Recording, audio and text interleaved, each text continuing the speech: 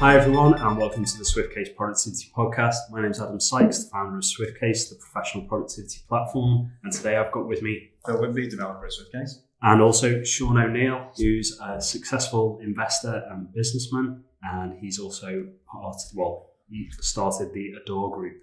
So hi Sean, thanks for joining us today. Thanks for having me, guys. And I suppose today we really wanted to get to know a bit about you, how you started and your sort of ideas about business and what's sort of currently exciting you at the moment as well in the world of business and what you're doing.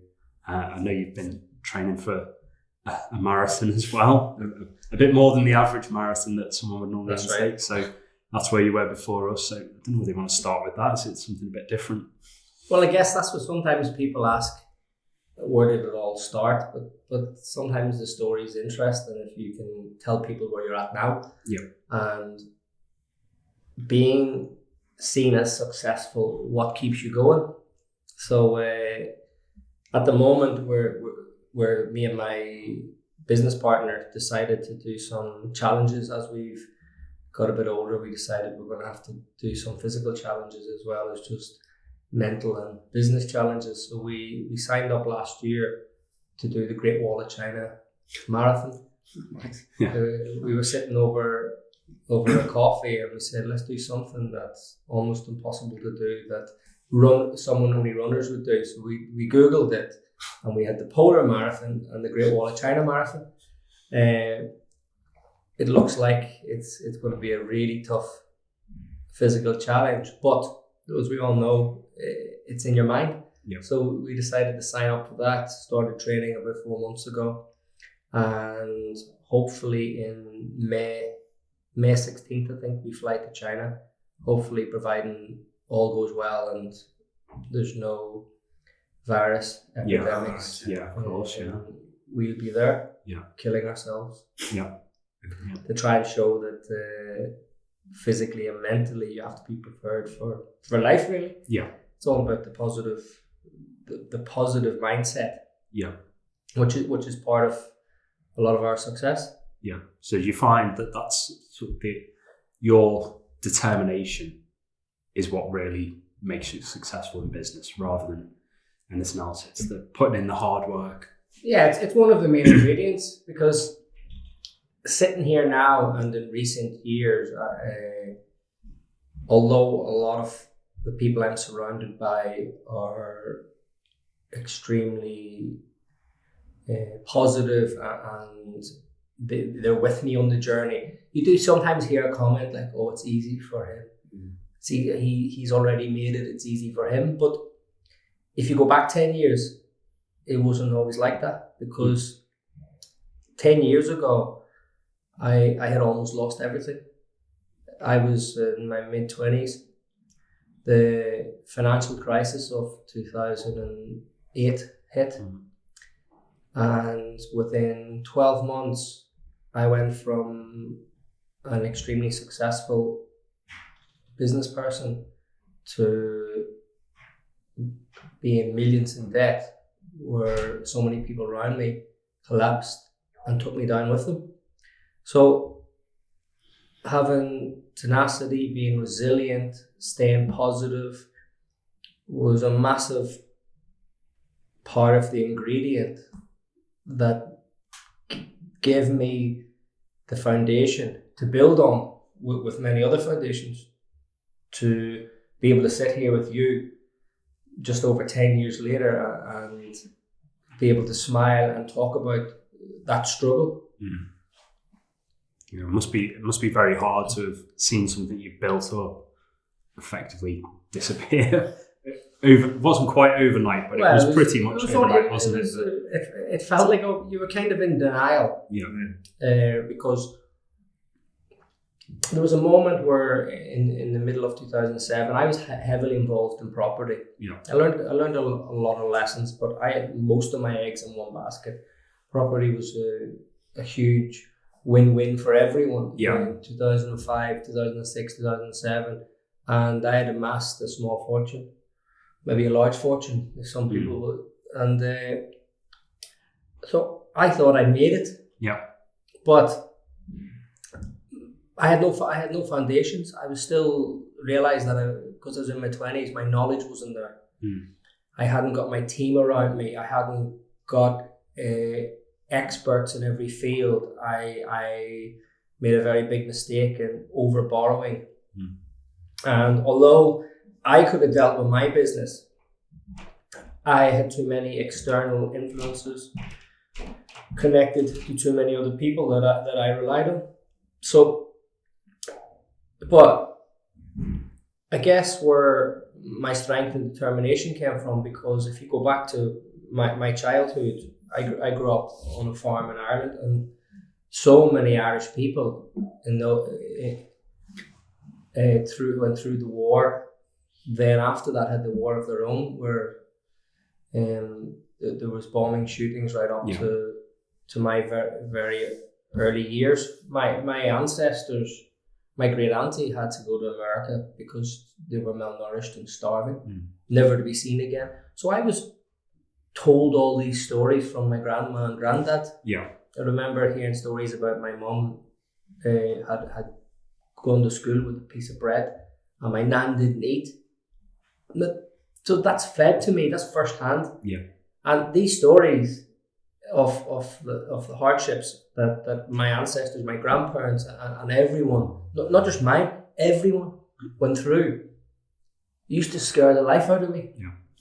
So it sort of instilled me with fear and hunger to find another way. And when the financial crisis of 2008 happened, I remember thinking that I still have an abundance of food. I still am able to have a comfortable bed to sleep in. And unfortunately, my nan passed away in late 2007, just at that time when she was and still is the biggest impact in my life, positive impact in my life. And I just thought, well, I can't complain. I'm not hungry. And I just need to man up a bit. And if I am to make it back, it's because I deserve it. So being grateful for what you've had Extremely. is an important part of it. Extremely grateful. And I think if you are looking for a quick win or a quick end goal, sometimes you can make it. You could be lucky quickly. But over longevity, you won't be. There's a great saying, I think I mentioned to you before, just when we were grabbing a coffee, that Jeff Bezos asked Warren Buffett, if your business model is so simple, why do other people not do it? And he goes, because nobody wants to get rich slowly. It's true. Everyone wants the overnight success. And I'm now happy to get rich slowly. Because my foundations are there. And I tell you what I really don't want to do. I don't want to lose it all quickly again. That's the thing, So what are sort of some of the tech projects that you've worked on now that you've sort of diversified, that you've sort of enjoyed, and what sort of things do you look for? I know you've one particular one is the sweet shop that you've took over. I don't know whether you want to tell us a bit more about that story. That was actually that wasn't right in the middle of the recession, 2011. There was a sweet shop that I had an opportunity. My business partners at the time, who were also my elders that I look up to, I'm very, very lucky to have them close to me. Some very successful business people took me under their wing, and they became the landlord of this sweet shop, and it seemed that this sweet shop was going to go bust. And I remember at the time, a lot of people said, "Oh, so there's no money in sweets. Of course, it's going to go bust." It's just like if you ask everybody, they'll give you the reason why then. So, but I remember doing a bit of research, and they said to me, "Sean, go and do your research and see what you think." So I went in and I saw that the staff were unhappy, the shelves were dirty, there was no product. However, there was still trade. And I asked a few questions, and I found out that the trade had halved over time, but it actually had at one stage double the amount of trade it had now. So I thought, well, if that's the case, then there was profit at some stage. I just have to find out everything they're doing wrong. So I mentioned a few people, and all I heard was negative stories and thought I was mad. So I thought, I'll not tell anybody else again. I done a deal with my elders. I said, okay, I'll take it. And I quickly got a few trusted people around me that I knew would help me. Nobody had a clue about retail. Nobody had a clue about sweets. Nobody. But what I knew is these would be hard-working people. And I learned fast. So I had a month to opening, and I ran 3 suppliers around the UK, Googled them, top 3 on Google, give me £10,000 worth of your sweets, and we'll fill the shop. Opened the shop and thought, right, well, I still don't know anything about sweets, and I don't know what the customer wants. So I went on a local radio station, and I did a marketing campaign that was very simple. Tell us what sweet that you want, any sweet from any part of your life right up to now, from anywhere in the world. If we don't have it within 7 days, we'll give it to you for free and the voucher for the shop. Well, the lines went absolutely crazy. There were people ringing in, have you got bonbons? We were like, yes. Have you got Wonka bars? We were like, no. Google. We'll have them in 7 days. Bye. We were on the internet. We were on Amazon. We were all over the world buying sweets online. And literally there was scrambles. Have you got them yet? People were looking for freebies. People were looking for vouchers.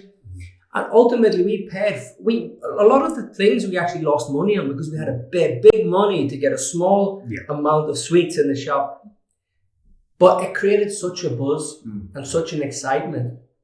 There was a woman crying that I remember she was hysterical in the shop. There was this diced lollipop that you could only get from Las Vegas, and it must be made by I reckon a husband and wife in their house. You couldn't get it anywhere.